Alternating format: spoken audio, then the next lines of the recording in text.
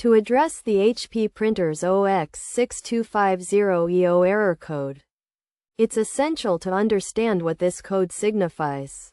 The error code is an indication of an internal printer issue, which can be caused by several common problems, including a general internal error, dirty cartridge contact pins, or a stuck cartridge mount. To resolve this error code, several solutions can be applied. One approach is to reset the printer by turning it on, accessing the settings through the gear icon on the printer screen, selecting printer maintenance, and then restoring factory defaults.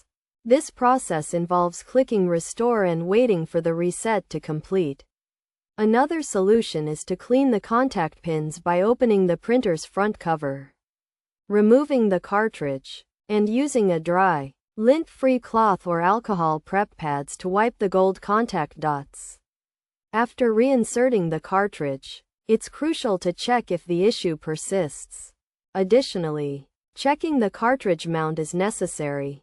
This involves opening the printer's cover and ensuring the cartridge mount slides smoothly from left to right. If an obstruction is found, gently moving it by hand to the middle and removing the obstruction can resolve the issue. Finally, testing the printer is necessary to confirm if the error code has been successfully resolved.